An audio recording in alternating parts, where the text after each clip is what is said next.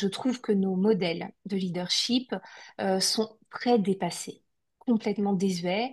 Et c'est pour ça que c'est important de participer à cette rénovation. Et je pense que tout le monde y gagne, les hommes autant que les femmes. Parce que cette idée du leader charismatique, autoritaire, tranchant, fort, ne se laissant pas encombrer par les émotions, etc. Euh, c'est vraiment une vision dépassée et qu'on a tendance à opposer à un autre leadership qui serait beaucoup plus mou, beaucoup plus bienveillant, dorlotant, etc.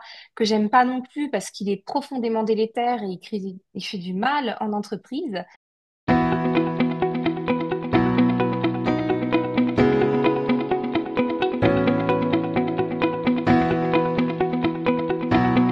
Écoute, Nolwenn, quand on parle de leadership dans notre société, en tout cas occidentale, on parle souvent des grandes figures masculines de l'histoire. Mais toi, Nolwenn, tu nous rappelles une vérité essentielle, il y a toujours eu des femmes de pouvoir. Et on en parle beaucoup moins. Et cette vision, elle a été enrichie, j'imagine, par ton parcours en paléo-anthropologie que tu vas nous expliquer tout à l'heure, tes 15 ans d'expérience en coaching. Et puis voilà, c'est pour comment dire, lancer un petit peu le débat directement. Voilà, qu'est-ce que tu as envie de me dire par rapport à ces figures masculines qu'on nous présente et peut-être à des figures féminines que toi, tu aurais envie de présenter à la place? Mettre en avant. Bah, merci Marie-Laure pour cette question qui entre vraiment dans le vif du sujet de manière importante. Je pourrais avoir plein de choses à dire hein, sur la figure masculine historique du leadership. Je vais essayer de le faire de manière ordonnée. La première chose que j'aimerais rappeler, c'est que l'histoire, c'est toujours une reconstitution, c'est toujours une relecture de ce qui s'est passé. Et notre histoire, notre historiographie, elle est très liée à la vision qu'on a voulu reconstituer beaucoup au 19e siècle, un peu au 20e siècle et qui est une vision très masculine de l'histoire. Donc forcément, les leaders qu'on fait émerger mettent en valeur cet homme fort, dirigeant, puissant, etc., avec une vision du leadership assez directive et coercitive. Et du coup, ça donne le sentiment que c'est ça la vérité et que dans toute l'histoire, c'est ça qui fait que ça a fonctionné. Ce que j'aime beaucoup rappeler, c'est que certes, l'histoire, elle est faite par des personnes qui vont avoir des grands effets un peu héroïques qui vont bouleverser l'ordre des choses à un moment donné. Donc, on se rappelle de cela. Ce que dont on se rappelle moins, c'est de tous celles et ceux qui constituent vraiment l'histoire et qui font que le monde avance. Ce sont ceux qui gèrent, pas ceux qui font la conquête, mais ceux qui vont gérer ensuite, ceux qui vont pacifier, ceux qui vont faire en sorte que ça fonctionne. Et ça ne marche que sur la coopération. Donc, vraiment, au-delà de l'image du leader, du dirigeant qui serait un fait héroïque, souvent guerrier, bah, en fait, la réalité des personnes qui ont construit notre histoire, bah, sont des gens qui sont fondés sur la coopération, l'interaction, parce qu'il y a que ça de durable. Donc ça, c'est le premier point que je voulais dire en réponse à ta question. Le second point, pour remettre un peu les femmes au cœur du sujet, j'aime bien rappeler aussi que bah, c'est pas parce qu'on a cette vision que les femmes n'ont pas existé et que on ferait un espèce d'effort pour ressortir des images féminines et les mettre en avant pour aller vers l'égalité. Non, en fait, elles ont toujours existé et depuis la nuit des temps, c'est Madame Patoumatis, Marilène Patoumatis, qui a publié un livre il y a déjà un an, je crois, même un peu plus, qui rappelle des figures préhistoriques féminines, des guerrières trouvées dans les tombes, et qu'il n'y a aucune raison d'imaginer que la vie était monotâche et que dans les tâches assignées, bah, il y avait les tâches de leadership et de guerrier masculin, et puis les tâches féminines qui étaient de balayer le fond de la grotte. Bah non, pas du tout. Elles étaient aussi guerrières. C'était beaucoup plus mélangé, beaucoup plus vivant et hétérogène. Donc, dès le départ, on peut estimer que le leadership au féminin, bah, il a toujours existé. Et puis, tout au long de l'histoire, il y a plein de manières de montrer à quel point les femmes ont été présentes. C'est juste que, encore une fois, notre historiographie très 19e, 20e lui laisse pas beaucoup la place. Donc, bah, faisons émerger le leadership féminin, réaffirmons-le. Et surtout, même pour les hommes, allons vers un leadership qui n'est pas cette espèce de vision autoritaire, guerrière, monolithique dont il faut sortir. Merci de partager cette vision qui est un petit peu effectivement différente de ce qu'on a appris à l'école. Et j'ai lu un livre il y a quelques mois de ça. Attends, elle s'appelle Valérie Colin Simard. J'ai un doute sur le nom exact. Mais en tout cas, elle parle de la elle parle des valeurs du féminin, des valeurs du masculin. Elle parle du fait de réconcilier ces valeurs-là et notamment de donner plus d'importance aux valeurs du féminin qui ont été pas mal étouffées sous l'ère patriarcale. Et elle commence son livre par expliquer qu'il y a des hypothèses ou oui, théories comme quoi il y aurait eu, avant cette ère dans laquelle nous sommes, plutôt donc avec une dominance masculine, il y aurait eu des sociétés matriarcales, en tout cas avec une domination des femmes. Et à un moment, une rébellion des hommes, parce qu'il y aurait de l'abus là aussi, et ça aurait donné la société dans laquelle on est depuis quelques millénaires maintenant. Est-ce que tu connais ces hypothèses-là? Qu'est-ce que toi tu en penses? Alors, ce sont des hypothèses qui sont travaillées énormément, qui font l'objet de recherches. C'est tout à fait pertinent. On estime effectivement qu'il y a eu un moment du matriarcat ou un moment en tout cas où le féminin a eu une grande place, au moment beaucoup juste avant le néolithique, c'est-à-dire au moment où on a compris la reproduction de l'espèce. Avant, ça peut paraître débile, maintenant pour nous c'est une évidence hein, de savoir comment on fait les enfants, comment ils naissent, etc. Puis on a cette conscience de l'ADN maintenant qui fait qu'on comprend comment ça se mélange. Mais à l'époque, c'était pas évident parce qu'on pouvait avoir plein de relations sexuelles sans qu'il y ait des enfants. Mhm. Donc la corrélation n'était pas évidente. Et il y a eu un moment où il y a eu cette compréhension et le pouvoir féminin est apparu comme exorbitant. Parce que l'homme n'était qu'un élément, un petit élément qu'en plus on ne pouvait pas trop maîtriser et les femmes avaient cette prérogative immense de reproduire l'espèce. Et donc il y a eu toute cette période des divinités féminines, etc. Ça n'est qu'une théorie, hein, parce qu'il y en a plein d'autres qui pensent que c'est pas ça. Mais donc il y aurait un moment où le matriarcat était plus fort. De toute manière, au-delà de l'histoire des sociétés matriarcales, il en existe encore en Asie. Euh, et puis, là encore, on a beaucoup réécrit l'histoire. Aujourd'hui, on ne parle que de patrimoine, il y a les journées du patrimoine, mais on oublie qu'à l'époque médiévale, il y avait aussi le matrimoine et que les femmes transmettaient tout autant le patrimoine. Le matrimoine était tout aussi important. Donc, même dans des époques qu'on imagine hyper masculinistes comme le Moyen Âge, ben, il y avait en fait pas forcément une équité, on pourrait beaucoup débattre là-dessus, mais en tout cas une présence de la force féminine, de l'héritage au féminin, le matrimoine qui était existant. Donc c'est vraiment un choix de société à chaque fois de préserver les équilibres et de faire en sorte ben, qu'il n'y ait pas une dominance par rapport à une autre. Et ce qui est intéressant, c'est justement ces vases communicants et certainement pas de faire s'affronter les forces féminines et masculines et de les opposer. On est d'accord, c'est pas l'objectif. D'ailleurs, c'est pour ça qu'elle parlait de grande réconciliation dans son livre. Et je suis plutôt effectivement fan de cet équilibre à trouver. Et quand on parle aussi de féminisation des métiers, puisque ça a été beaucoup évoqué dans les dernières années, j'ai aussi lu que en fait, au Moyen Âge, beaucoup de métiers enfin, comment dire, il y avait la version féminine, le mot féminin pour les métiers, ça a disparu après. Euh, à quel moment il y a eu une bascule et pour quelles raisons, à ton avis? Bah, la bascule langagière, alors je suis pas une experte de la langue française, malgré tout, on considère que c'est pendant l'époque des Lumières et plutôt vers la fin de l'époque des Lumières, au moment de l'encyclopédie, qu'on a décidé de figer la langue française et qu'on l'a figée dans une société qui mettait le masculin toujours devant, le masculin était plus fort, le masculin l'emportait sur le féminin, etc. Donc c'est déjà une vision de société qu'ils ont souhaité inscrire dans la langue en la figeant. Alors qu'en fait, avant, c'était extrêmement mouvant. À l'époque médiévale, les femmes écrivaient énormément et elles étaient toutes autrices. Il n'y avait aucun problème et c'était un mot qui existait, qui ne posait aucun souci. Alors, il a fallu se battre pour dire qu'on était autrice, par exemple. Tout le Oui, monde disait, ah, qu'est-ce que c'est moche comme mot. Non, c'est une question d'habitude, c'est tout. oui. Donc oui, les mots étaient féminisés et tu vois, c'est l'exemple que j'ai pris avant. Quand on dit matrimoine, tout le monde dit, mais attends, t'as fait une erreur de langage. Ben, pas du tout. Le Non, patrimoine, c'est l'héritage du père. Le matrimoine, c'est c'est l'héritage via la mère. Et ouais. les deux existaient. Aujourd'hui, on ne sait même plus que ça existe.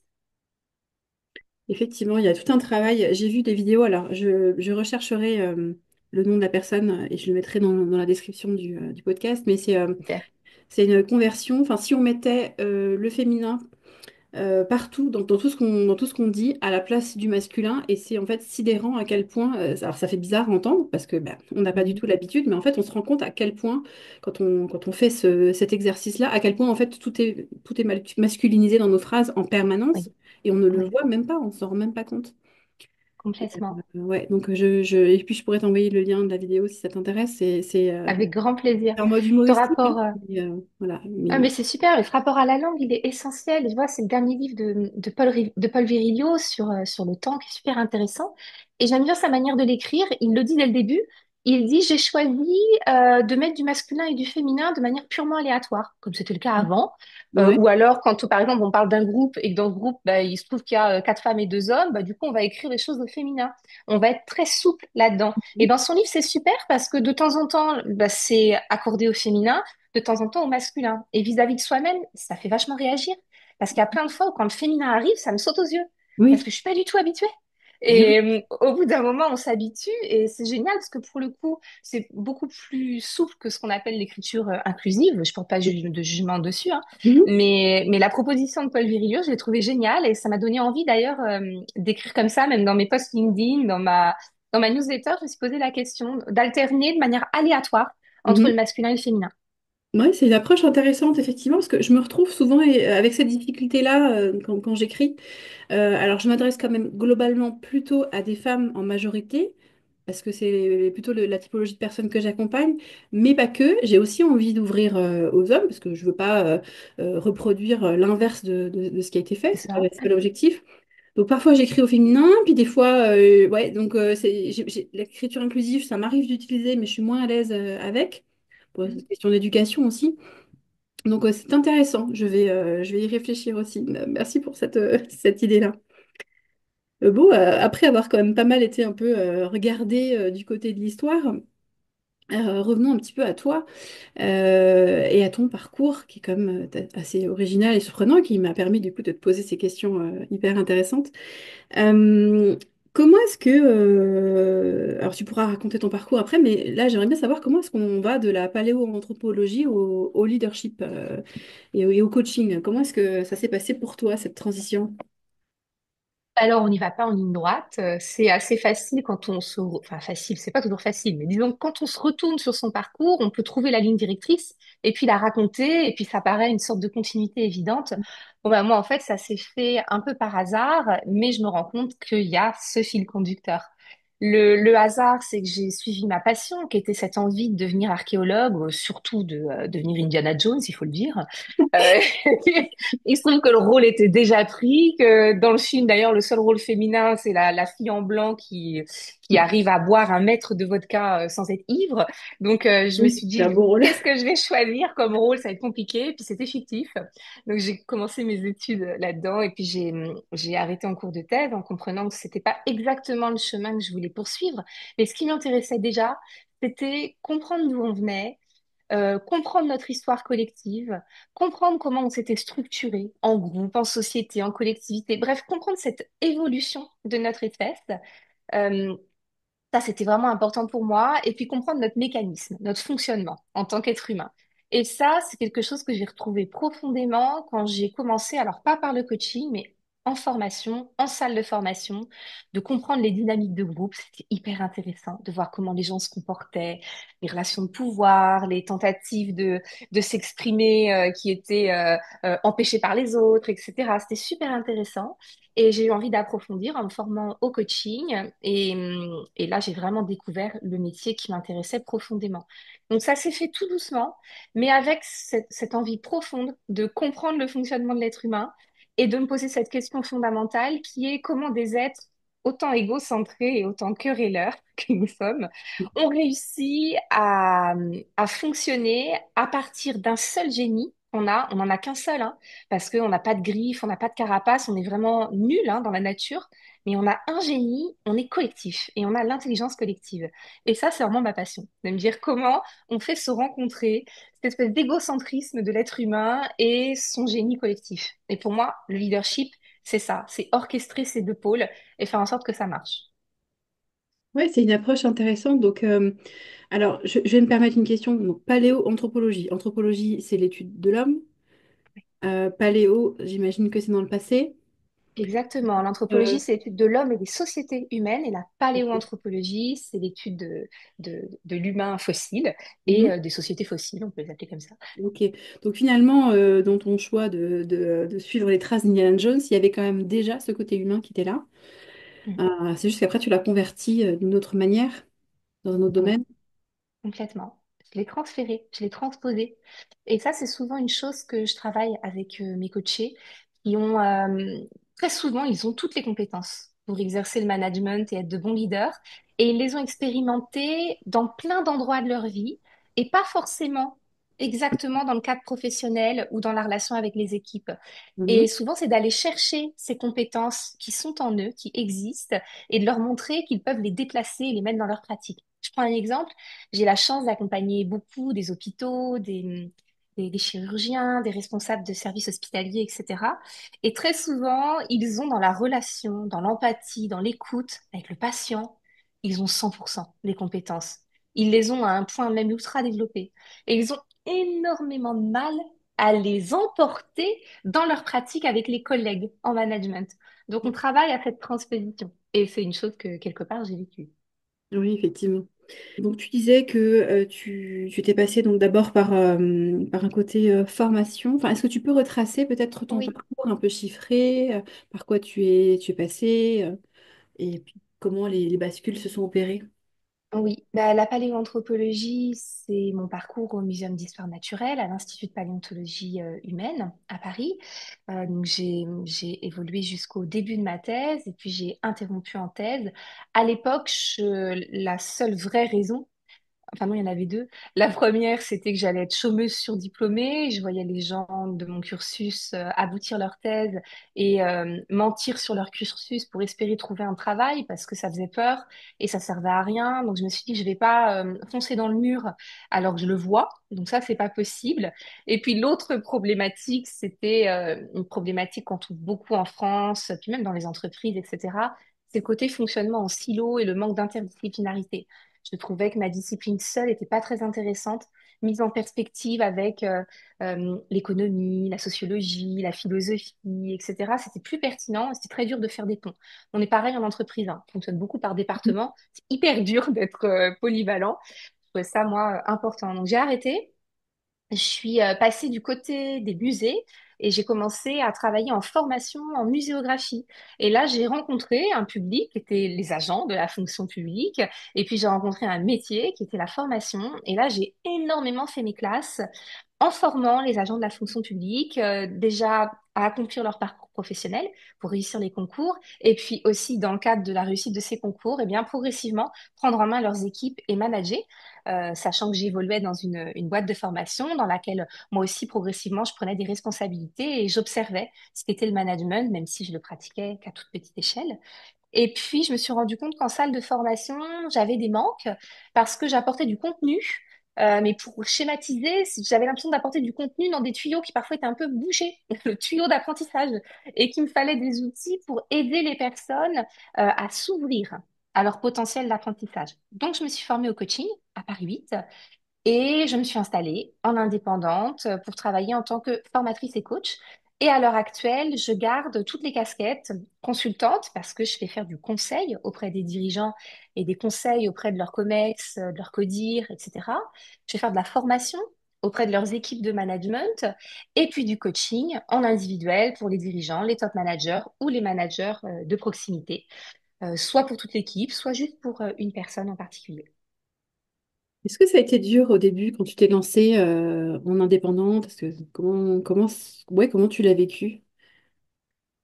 Ça n'a pas été dur. Alors, soit parce que je suis quelqu'un d'insouciant, mais je pense pas pourtant. Je crois surtout que je suis quelqu'un de positif et j'ai assez foi en la vie. Je pense que les choses arrivent, qu'il faut être patient et que ça va se mettre en place. J'avais foi en mes capacités à créer du lien, qui est quand même une de mes compétences. Et j'avais déjà un carnet d'adresses qui était pas neutre parce que j'avais formé beaucoup de personnes. Alors, comme je quittais une entreprise de formation, bah, je voulais pas détourner la clientèle, donc je les ai pas contactés en direct, mais il y a beaucoup de gens qui m'ont recontacté derrière, et du coup, bah, j'ai pu commencer à travailler avec eux. Et puis surtout, j'ai beaucoup travaillé en sous-traitance au départ. Et ça, c'était génial, de travailler avec des grands groupes de formation qui étaient prescripteurs de formation et de coaching et qui m'ont permis de décrocher des dispositifs que j'aurais jamais eu toute seule au départ. C'est grâce à eux que j'ai formé pendant plus de 6 ans au ministère des Affaires étrangères les ambassadeurs et ambassadrices nommés par la présidence en janvier, puis toute la chaîne hiérarchique au management interculturel. J'ai été parachutée là-bas, on m'a fait une grande confiance, c'était le groupe OBEA à l'époque, je les remercie d'ailleurs, et ça s'est très bien passé, ça a duré plus de 6 ans jusqu'à ce que le marché soit renouvelé et pour des clauses de non-concurrence, bah, la fonction publique, il faut qu'il y ait un turnover, hein, c'est normal. Et ben ça m'a permis voilà de décrocher des choses incroyables que j'aurais jamais faites seule et ça m'a permis de prendre confiance en moi, de me dire si tu y arrives, bah, c'est que tu as des compétences, fais-toi confiance. Donc ça m'a vraiment mis le pied à l'étrier. Et effectivement, c'est une belle entrée en matière. Et il y a un sujet que j'aime bien aborder, c'est la sororité. C'est d'ailleurs dans l'intitulé du podcast, hein, Liberté d'être femme, leadership, sororité et pouvoir intérieur. Donc on a déjà parlé de leadership et puis on y reviendra, mais à la sororité, j'aime bien comme questionner parce que chaque femme que je rencontre a une histoire complètement différente sur le sujet. Alors, dans ton parcours, on va rester sur le domaine professionnel pour le moment en tout cas, mais comment tu as vécu la relation aux autres femmes? Est-ce que tu as eu la chance d'expérimenter cette sororité ou est-ce que c'était plutôt l'autre aspect qu'on retrouve, jalousie? Alors, je pense qu'il y a un biais qui est un biais cognitif, qui est qu'on retient plus facilement le négatif que le positif. Donc, je vais quand même commencer par le positif. Oui, j'ai rencontré de magnifiques sororités, des personnes avec qui j'ai pu vraiment travailler de manière hyper harmonieuse. Donc, je l'ai vraiment vécu. Mais je l'ai pas vécu comme quelque chose d'exceptionnel dans le sens où ça me semblait normal qu'on s'entraide et pas qu'on s'entraide en tant que femme, qu'on s'entraîne en tant que professionnel. Et d'ailleurs, j'ai rencontré beaucoup d'hommes qui m'ont aidée aussi. Donc, j'ai jamais eu le sentiment de bénéficier d'une sororité, mais d'avoir la chance de travailler avec des hommes et des femmes formidables. Et donc ça, c'était chouette. Par contre, je dois avouer que dans les pires coups bas que j'ai pu vivre dans ma vie professionnelle, ce ne sont pas des hommes qui me les ont faits, ce sont des femmes. Mhm. Par jalousie, par peur, euh, par jalousie beaucoup. Ça peut Ouais. revenir deux fois, je pense, Oui. énormément. Et parfois de manière inconsciente. Je pense qu'il y a des femmes, parmi les femmes qui m'ont fait mal, il y en a plein qui n'ont pas mesuré que ce qui se jouait en elles, c'était une rivalité féminine. Elles l'ont vécu plus comme quelque chose de professionnel, de normal, alors qu'en fait, très clairement, c'était une problématique de rivalité entre femmes. Ouais. Effectivement, c'est les deux revers de la médaille, hein. Enfin, les deux revers, les deux Ouais. faces de la médaille. Il y a toujours les deux aspects. Euh, je reviens sur ce qu'on avait évoqué un peu en début de conversation. On avait parlé donc de femmes de pouvoir, d'origine, d'histoire. Qu'est-ce que ce que tu as pu étudier, observer dans le passé? Alors, sur le pouvoir féminin tant que masculin, là, on va pas forcément être que sur les femmes. Tu as enseigné sur le leadership aujourd'hui et sur sa manière de le développer, on va dire ça comme ça. Je sais pas si ma question est claire.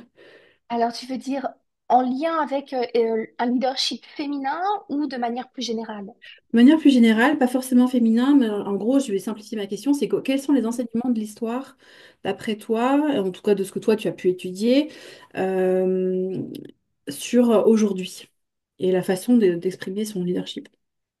Alors, les leçons de l'histoire, elles sont encore une fois très répétitives et très dépendantes de l'historiographie, donc de la manière dont les historiens ont envie de nous rapporter l'histoire. Mhm. Donc, je trouve que nos modèles de leadership sont très dépassés, complètement désuets, et c'est pour ça que c'est important de participer à cette rénovation, et je pense que tout le monde y gagne, les hommes autant que les femmes, parce que cette idée du leader charismatique, autoritaire, tranchant, fort, ne se laissant pas encombrer par les émotions, etc.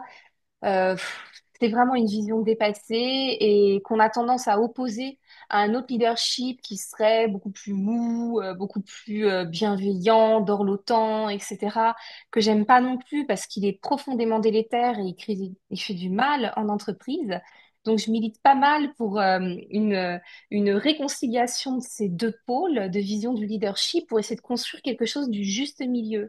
Parce que clairement, on a besoin d'un leadership suffisamment fort et structurant pour être rassuré. C'est un peu comme quand on est dans un navire, on est content de savoir que la coque est solide, que le mât tient la route, que les voiles fonctionnent. On a besoin de quelque chose de solide. Et ça, c'est la part du leadership structurant. Alors, on peut l'identifier à quelque chose de masculin, mais n'importe quelle femme peut exprimer cette part masculine et être ce leader structurant, mais il faut pouvoir lui associer également un leadership beaucoup plus souple, fondé sur l'écoute, sur l'accueil des besoins des personnes, l'ajustement aux possibilités de chacun. Donc, une force qu'on pourrait estimer plus féminine, mais qui appartient aussi aux leaders masculins et qui peuvent se l'approprier. Et je pense que cette association des deux fournit vraiment des managers extrêmement compétents qui vont permettre de créer de l'efficience et aussi du bien-être. Et l'important pour moi, c'est de ne pas avoir à choisir entre les deux. Je trouve que trop souvent, on a l'impression qu'il faut choisir. Soit on est efficace et du coup, c'est un peu marche ou crève et avance et arrête de te plaindre. Mhm. Soit on t'écoute, mon petit chéri, et puis du coup, bah, ça n'avance pas, etc. Les deux sont contre-productifs. La manière dont je l'ai énoncé était quand même du coup un peu exagérée, mais c'est un peu ça. L'entre-deux, le juste milieu, il est super important et il n'est pas tellement décrit. Il n'est pas tellement décrit dans l'histoire, car il n'est pas du tout décrit dans la fiction, parce que l'entre-deux, le juste milieu, ça fait pas des fictions intéressantes. Donc là non plus, les icônes de leadership dans les films ou dans les livres sont caricaturales. Tout à fait. Et d'ailleurs, les histoires entre les hommes et les femmes sont aussi finalement assez, je dirais, toxiques et nocives. Elles ont l'air jolies comme ça sur le papier ou dans le film, mais si, dans la réalité, en fait, c'est très nocif. Mais bon, Ça, on pourrait pas le transposer en réalité. Ou ah non, malheureusement, ça l'est avec les ça effets qu'on l'est. connaît. Ça l'est, et c'est d'ailleurs c'est justement l'idéal qu'on en a, parce qu'on se construit aussi à partir de ces fictions-là. Mais bon, c'est pas forcément positif. Et donc, je reviens à ce que tu expliquais, donc à cet entre-deux. Ce que je dis souvent, c'est que finalement, en tant que femme et en tant qu'homme aussi, mais bon, je vais prendre, étant une femme, ce cas-là, on a tendance à soit à vouloir reproduire ce qu'on a vu donc, dans des modèles masculins, effectivement plus autoritaires, enfin des modèles qu'on imagine qu'il faut faire comme ça parce que ce qu'on a vu, ou à l'inverse, à vouloir s'y opposer, enfin rejeter en bloc et à vouloir s'y opposer parce que justement, on en a vu les aspects négatifs et on ne souhaite pas reproduire ça. Et ça donne effectivement ces deux extrêmes. Spontanément, naturellement, seul, ce n'est pas facile de trouver ce juste milieu. J'imagine que tu dois le voir avec les personnes que tu accompagnes. Exactement, je l'interprète totalement comme toi. Soit on fonctionne par adhésion et on fait comme quelqu'un qu'on a apprécié, et ça peut être très positif, parce que parfois on rencontre des personnes qui ont déjà résolu cette problématique un peu de pôle opposé. Soit par opposition franche, et là du coup on entre dans une autre caricature. Effectivement, dans l'accompagnement que je propose, à chaque fois, l'objectif c'est d'autoriser la personne à être elle-même, de l'autoriser à construire sa propre vision du leadership qui sera jamais exactement celle de quelqu'un d'autre, qui sera la somme de ce qu'elle a pu ou il a pu observer et avoir envie de reproduire, l'identification de ses propres besoins aussi, l'analyse de ses propres limites, parce qu'on peut avoir envie d'agir d'une certaine manière, mais se rendre compte que c'est tellement antinaturel pour nous qu'il va falloir composer avec notre personnalité. Et peut-être s'entourer de personnes qui vont venir compenser certains manques qu'on va identifier dans notre leadership et s'autoriser effectivement à proposer une gestuelle qui est la sienne, qui va aussi être ajustée à son environnement, parce qu'on ne manage pas exactement de la même manière dans tous les secteurs d'activité et en fonction des différents process qui ont été mis en place dans une structure. On est quand même dépendant parfois d'un écosystème à l'intérieur duquel on doit pouvoir fitter.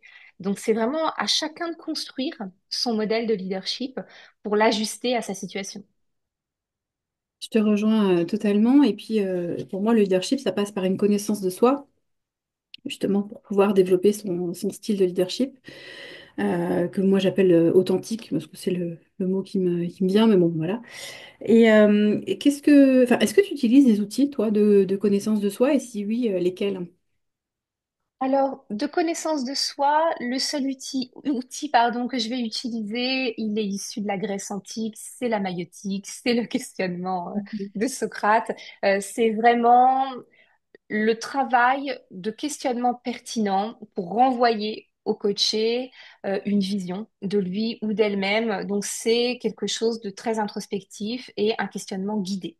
Et ça, c'est la pratique et tout l'apprentissage qu'on a en formation de coaching. Pour moi, c'est l'essentiel. Après, j'utilise plein d'outils différents qui sont des outils spécifiques au management, d'autres un peu plus génériques.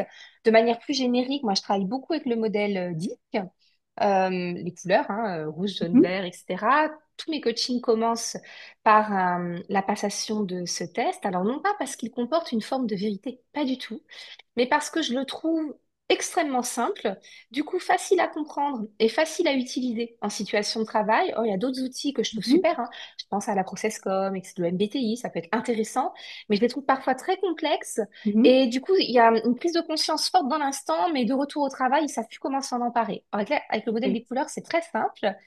Il est aussi suffisamment simple pour être caricatural et donc tout le monde sait qu'il ne va pas s'identifier à une couleur du type je suis rouge, ce qui est Mhm, complètement faux. Euh, Ce qu'on va aller analyser, c'est un positionnement, une manière d'interagir, une vision qu'on a de soi aussi. Et encore une fois, l'outil, je vais l'utiliser en questionnant la personne. Parfois même, la personne peut être contre le résultat qui est apparu et c'est tout aussi mhm, intéressant, cette manière de se positionner. Après, je vais avoir plein d'autres outils qui sont la boîte à outils du manager que j'ai créée dans ma formation qui s'appelle les 8 voies du leadership naturel. J'ai mhm, identifié 8 grandes voies par lesquelles aborder le management et à l'intérieur, il y a plein d'outils.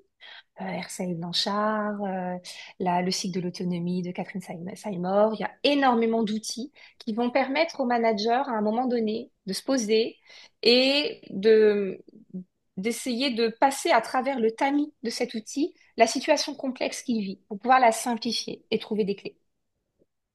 Ok, oui, intéressant. Donc, si je reviens à ta méthode 10, que c'est presque une clé d'entrée, en fait, et qui te permet de rentrer dans le questionnement à partir de ce qui est observé, que la personne finalement soit d'accord ou pas d'accord, c'est une clé d'entrée. Exactement.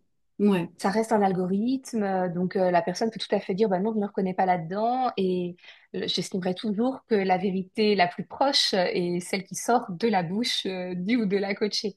Mais ça reste un accélérateur de connaissances pour Mhm, moi, et parce qu'on analyse le disque, mais aussi les forces motrices, donc c'est-à-dire les sources de motivation profonde. Et pour moi, c'est très important parce que le but, c'est de coacher de manière écologique, c'est-à-dire en aidant la personne à aller dans le sens de son confort et de ses besoins profonds. Donc surtout pas en le poussant à agir d'une manière qui n'irait pas dans le sens de son confort. Donc ça, c'est important pour moi. oui, je comprends effectivement. Ça a du sens de toute façon par rapport justement au sujet sur lequel tu travailles. Alors, en regardant ton profil LinkedIn, je cherche où je l'ai mis dans mes questions, tu as écrit enfin, tu as un parcours littéraire, ou je ne sais pas si c'est juste, tu as écrit des livres ou tu as des livres en cours d'écriture. Tu Oui. as des projets, je crois. Justement, tu parles des 8 voies naturelles du management. Tu l'as en projet en tant que livre. Alors, pas encore, il arrivera certainement. Là, Mhm. c'est une formation en ligne. Car Ok. dans tous mes accompagnements, j'essaye d'être vraiment multicasquette et d'approcher de toutes les manières possibles. Donc, dans tous mes coachings individuels, je propose de suivre cette formation en ligne. Et pour soutenir l'apprentissage, j'anime une communauté. Donc, j'ouvre à toutes les personnes avec qui je travaille l'entrée dans la communauté. On fait des lives ensemble de coaching collectif. On va faire des ateliers de mise en pratique pour la formation en ligne. Mon objectif, c'est de faire en sorte que les séances de coaching soient du pur coaching. Or, parfois, il y a de la frustration parce qu'on sent qu'il manque un outil à la personne. Mais en tant que coach, on n'est pas là pour faire de la formation et on n'est pas Mhm. là pour faire du consulting, du conseil. Donc, pour ne pas mélanger les casquettes, j'ai créé cette formation en ligne qui permet de dire, là, je pense que ça pourrait être intéressant d'aller voir telle et telle vidéo pour tout lier sur certains aspects. Et ça me permet d'être très focus sur la personne en coaching. Et sinon, oui, je viens, alors du littéraire pas forcément, parce que j'ai fait un bac scientifique pour avoir accès à Mhm. l'archéologie. Mais sinon, j'ai toujours beaucoup écrit. J'ai écrit des concepts de séries. J'ai travaillé comme directrice littéraire dans une boîte de production. J'ai écrit des nouvelles. Et je pense que mon vrai grand projet de vie, c'est d'écrire des romans. Donc, un jour, je m'y mettrai probablement. Je me vois bien vieillir en écrivant des romans. C'est comme ça que j'aborde et que j'apprivoise ma propre vieillesse, un jour en tout cas. Pour l'instant, j'écris de manière très professionnelle avec ma newsletter. J'ai un projet de livre en écriture. D'ailleurs, ma chère éditrice, si tu regardes ce podcast, je te prie de m'excuser pour mon retard. On va remettre en place l'agenda. Ce qui est une ironie puisque ce livre est issu de ma conférence qui s'appelle Étirer le temps, qui est une manière de revisiter depuis la préhistoire notre relation à la dimension temporelle et pourquoi aujourd'hui on est dans un espèce de big crunch temporel qui fait que tout le monde est en burn-out, ou presque. Donc, c'est un livre qui propose d'arrêter avec la culture de l'urgence et de se Mhm. réapproprier cette dimension temporelle qui est hyper riche quand on arrive à bien se l'approprier. Et donc, c'est un livre qui est en cours d'écriture, mais qui probablement me prendra plus de temps que prévu, sachant que ce que je propose dans le livre, c'est de prendre le temps qui est le bon pour nous. Donc, je vais pas me mettre la Oui, pression et l'urgence, hein. Je vais essayer de me prodiguer à moi-même mes propres conseils. d'où le petit message à ton éditrice. Ah, désolée. Donc ça, c'est effectivement un livre qui est en cours d'écriture et tu as évoqué la conférence donc, sur le rapport au temps.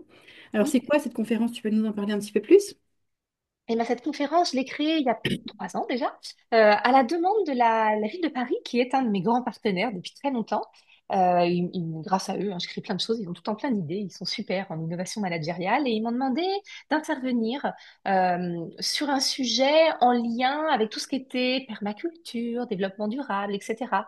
Et moi, j'ai dit, bah, ma passion, c'est la dimension temporelle. Et ce qui fait ma spécificité, c'est que je l'ai toujours abordée d'une manière très différente.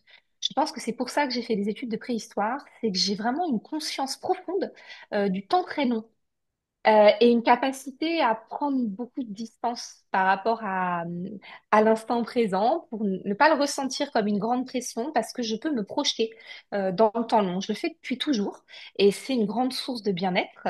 Euh, Certains avec qui je parle disent de sagesse, mais j'espère plus tard que ce sera le cas pour moi.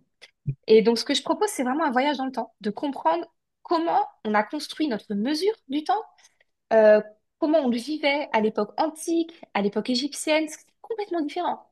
Comment on le vit de manière interculturelle, où la dimension temporelle, c'est une dimension interculturelle hyper forte. Il y a des cultures dans lesquelles le temps est cyclique, alors que pour nous, il est linéaire. Passé, présent, futur. Et quand je dis ça, tout le monde dit, bah oui, c'est une évidence. Bah non, pas du tout. C'est une pure vision de l'esprit. Oui, C'est et une pure culturellement. narration. C'est une Mhm. fiction. Et on est complètement enfermé dans notre fiction. On est complètement Oui. pressé par l'urgence, du temps qui passe vite, etc. Donc vraiment, cette conférence, c'est une invitation à voyager dans le temps, à prendre de la distance, de la hauteur, à explorer cette dimension temporelle et d'en percevoir l'immense richesse, plutôt que de vivre le temps comme le lapin blanc d'Alice, comme un terrible harceleur qui nous empêche d'être heureux au quotidien. Mais alors, cette conférence, c'est une conférence que tu as faite à un moment donné ou c'est quelque chose qui est enregistré? Comment Alors, je la propose comment en ça se passe? entreprise et donc Tu les la proposes. entreprises Ok. m'invitent. Je l'ai proposée à de nombreuses entreprises. Une des plus Mhm. emblématiques a été Microsoft qui m'a invitée à Paris pour présenter en ouverture du cycle de formation pour leurs managers. Mhm. C'était un magnifique endroit, ils ont un magnifique lieu de conférence et c'était super de pouvoir leur proposer ça. Donc, c'est une conférence qui dure 1 heure environ. Ça reste un atelier, c'est interactif. J'anime avec Booklab, on fait des petits exercices, on interagit pour que ça reste vivant et que ce soit pas quelque chose de descendant.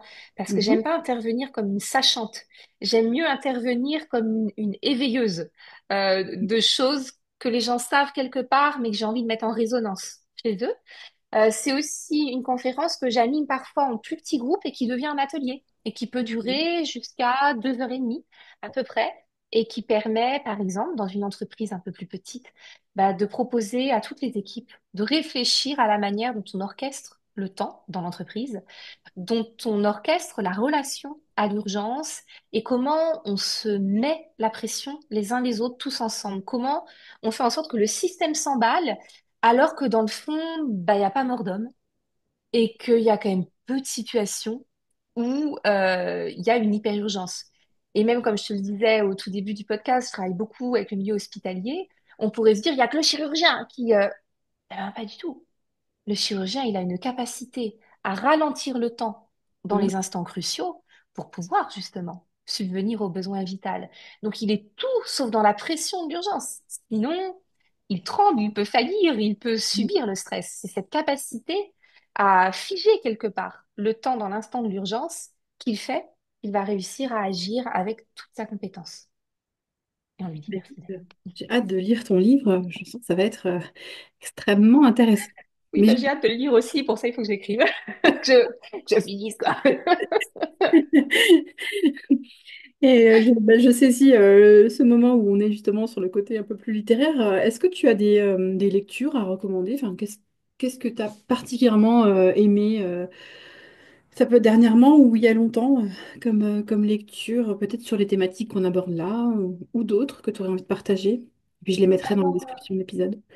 Ouais, alors je pense qu'il y a tous les ouvrages dont tout le monde parle en leadership et qui sont à la mode, etc. Il y a eu plein de livres formidables qui ont émergé ces derniers temps. Il y en a un dont j'ai plus le titre, mais qui remet le sommeil au cœur de la problématique.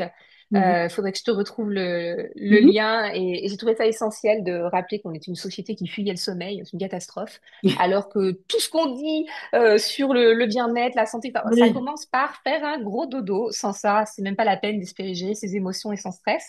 Donc j'ai beaucoup aimé ce livre-là, je l'ai trouvé vraiment bien.